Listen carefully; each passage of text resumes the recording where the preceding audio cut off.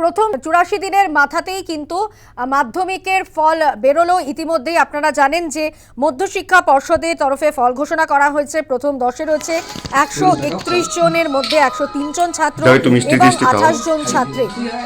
মাধ্যমিকের ফল ঘোষণা মধ্যশিক্ষা পর্ষদের। পাশের হারে প্রথম কালিম্পং জেলা, দ্বিতীয় স্থানে পূর্ব মেদিনীপুর এবং তৃতীয় স্থানে কলকাতা।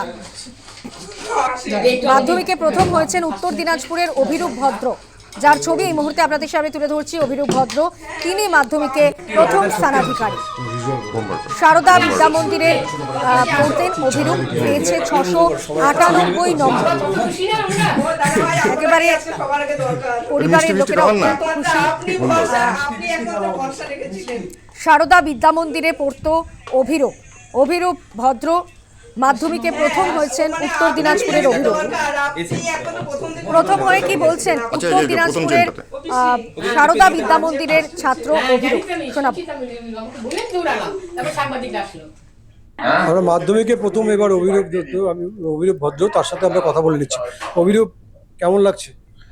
আমার খুব ভালো লাগছে। মানে প্রথম থেকে একটা ক্ষীণ আশা ছিল যে টপ 10-এর মধ্যে থাকতে পারি, কিন্তু যে প্রথম হব রাজ্যে সেটা সত্যি আশার বাইরে। খুব ভালো লাগছে, প্রফুল্লিত, আনন্দে উদ্ভাসিত আছে।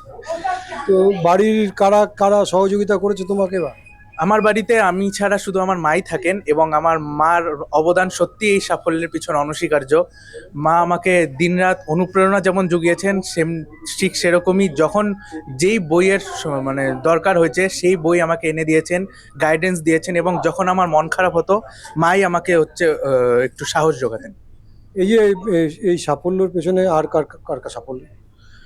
এই সাফল্যের পিছনে আমার মা ছাড়াও আমার বন্ধুগণ, কারণ কি তাদের সাথে আমি পড়তাম, আমার শিক্ষক শিক্ষিকা, আমার বিদ্যালয়, সবার অনস্বীকার্য, মানে অবদান অনস্বীকার্য। আগামী দিনে তুমি কি করতে চাও? আপাতত আমি সায়েন্স নিয়ে পড়তে চাইছি এবং আমার স্বপ্ন বড় হয়ে একজন ভালো সফটওয়্যার ইঞ্জিনিয়ার হবার। তো সেক্ষেত্রে আমি আমার প্রিপারেশন শুরু করব।